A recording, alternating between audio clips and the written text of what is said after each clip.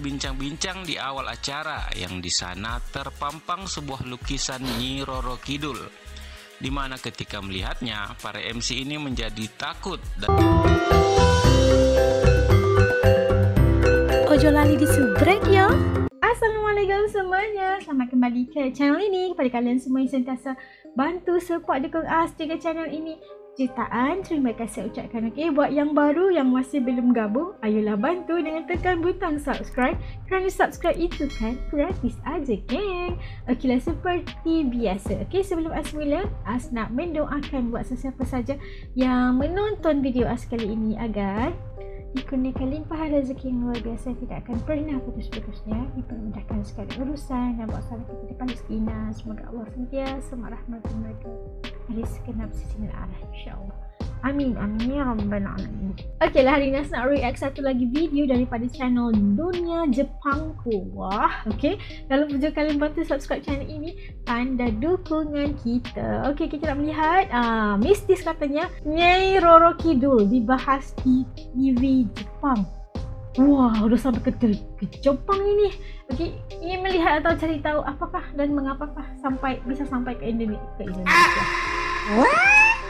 Jepang guys, ke bumi Jepang ini. Ayo cari tahu dengan As. Yuk, ikut As Ria. Yuk. Oke, udah siap semuanya. Yuk, kita mula. Bismillah. Kembali di channel Dunia Jepangku, channel yang memberikan informasi seputar Jepang. Di video kali ini, admin akan memberikan informasi singkat tentang Nyi Roro Kidul yang dibahas di salah satu acara TV Jepang. Seperti biasa, sebelum masuk ke informasinya, admin ucapin banyak terima kasih buat yang sudah traktir di situs traktir Dunia Jepangku.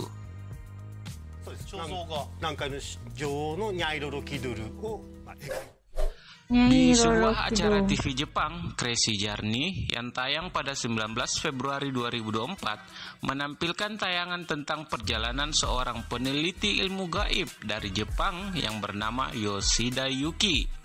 Yoshida Yuki kembali mukanya pun begitu ya, misterius gitu. Melakukan perjalanan ke Indonesia untuk menggali lebih dalam tentang kisah legenda ternama di Indonesia, yaitu Nyi Roro Kidul.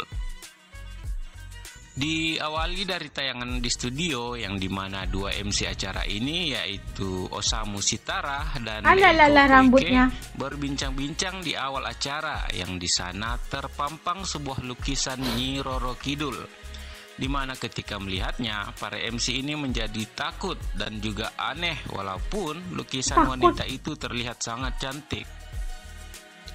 Si peneliti Jepang Yoshida yang membawa lukisan ini mengatakan bahwa ini adalah lukisan sosok dari Nyai Roro Kidul, merupakan sosok legenda seorang dewi lautan yang sangat terkenal di Indonesia dan dipercayai oleh banyak orang, terutama di wilayah Jawa dan Bali. Serta sosok Nyai Roro Kidul ini merupakan sosok dewi yang ditakuti oleh orang, yang kalau di Jepang hampir sama dengan sosok legenda Susanoo dan Taira no Masakado. Yoshida mengatakan di acara ini bahwa 10 tahun lalu ia pernah meneliti secara langsung Nyai Roro Kidul di Indonesia, dan penerjemahnya tiba-tiba menjadi aneh dan kesurupan saat mereka menggali lebih dalam tentang legenda mistis ini. Selanjutnya ditampilkanlah perjalanan Yoshida dari Jepang ke Indonesia, tepatnya ke Yogyakarta yang memakan waktu 10 jam. Saat sampai di Yogyakarta, Yoshida pun langsung bertanya-tanya ke penduduk lokal tentang tahukah mereka dengan sosok Nyi Roro Kidul, dan ternyata 100% dari orang-orang yang dia tanya, mulai dari anak-anak sampai orang tua, tahu dengan sosok Nyi Roro Kidul. Dan kebanyakan dari mereka juga mengatakan jika akan sangat berbahaya mengenakan pakaian berwarna hijau di pantai selatan. Oh iya kan, karena kita lihat tadi potretnya Nyai Roro Kidul itu warnanya hijau gitu. Itu ada nih ya, pasti gak boleh kita ke mandi-mandi di pantai pakai baju hijau. Kemudian Yoshida melanjutkan perjalanan ke Pantai Baron yang mitosnya merupakan tempat tinggal Nyi Roro Kidul, Ratu Laut Selatan yang dihormati. Sesampainya di pantai, Yoshida langsung melihat kegiatan warga lokal yang membawa sesajen ke laut dan juga proses pemberian sesajen dengan berdoa terlebih dahulu, kemudian melepaskan sesajen ke tengah laut. Para tetua yang melakukan proses ini mengatakan bahwa tradisi adat ini sudah ada sejak dulu dan selalu dilestarikan sampai sekarang agar bisnis dan kesehatan masyarakat selalu baik. Dan jika tradisi ini tidak dilakukan, pasti akan ada masalah yang akan terjadi. Setelah acara itu, Yoshida mengatakan ia ingin mengunjungi tempat paling dekat dengan Nyi Roro Kidul, yaitu di Kamar Hijau, yang tempatnya ada di Pulau Bali, tempat yang ia kunjungi 10 tahun yang lalu. Yoshida menjelaskan di acara ini bahwa Kamar Hijau adalah tempat peristirahatan Nyai Roro Kidul ketika berkunjung ke wilayah manusia dari wilayah dunia lainnya, yaitu di laut, atau dari wilayah isekainya Nyi Roro Kidul. Di kamar itulah juga tempat di mana penerjemahnya tiba-tiba menjadi aneh dan kerasukan saat berada di kamar tersebut. Dan juga istri Yoshida di waktu yang berbeda, di kamar itu tiba-tiba tangannya bergerak secara aneh dengan sendirinya.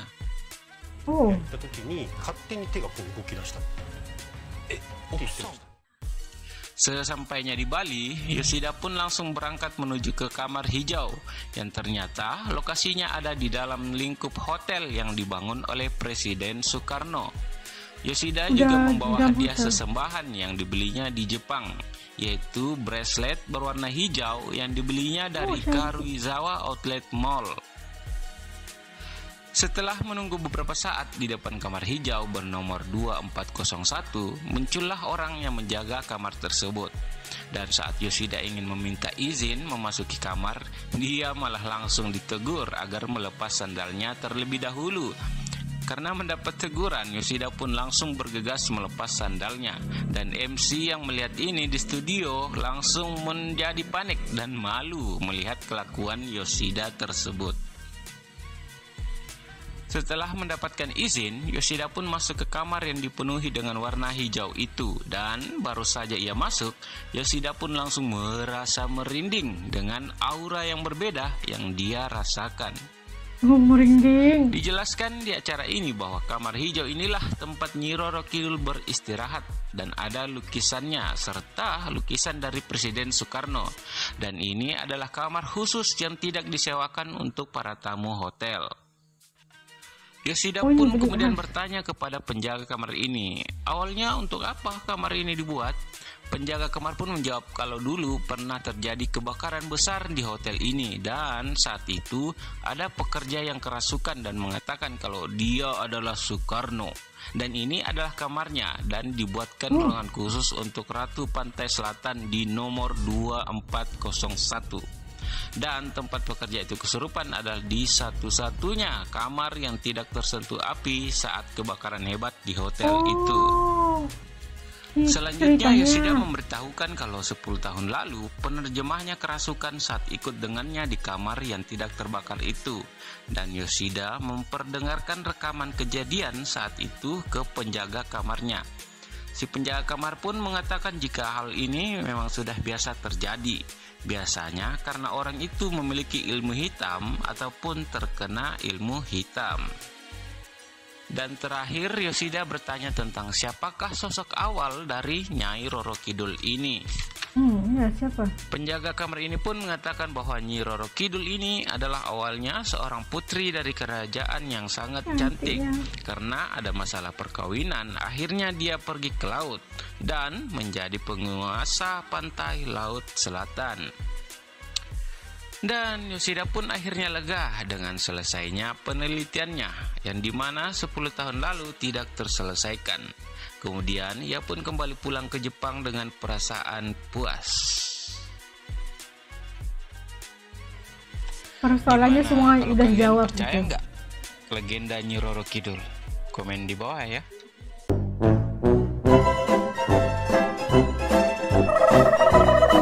Ini yang tadi dapat saksikan bagaimana cerita tentang legenda Indonesia bisa sampai ke ataupun dibahas sampai ke TV di Jepang gitu kan, di siaran TV di Jepang gitu.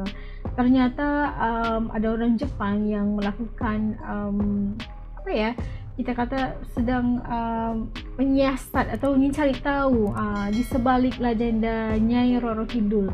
Dan ternyata dia kayaknya pulang dengan perasaan yang begitu puas sekali, karena kayaknya udah mendapat ya udah diperjelaskan dan udah tahu sebenarnya siapa pada permulaan legenda Nyai Roro Kidul ini. Dan ada juga yang kita pun baru pertama kali tahu sebenarnya kalau di sana, kalau di Indonesia, kalau mandi di laut itu nggak boleh pakai baju hijau gitu kan. Secara langsung ini menurut dia adalah berkaitan atau berhubung rapat dengan mitos legenda Nyai Roro Kidul ini, dan sesuatu yang luar biasa juga. Ini adalah satu legenda ataupun cerita mitos yang sangat terkenal di Indonesia, dan pastinya setiap dari kalian juga tahu bagaimana ceritanya tentang Nyai Roro Kidul ini. Oke, menurut kalian bagaimana, percaya apa enggak ya itu tentang legenda ini?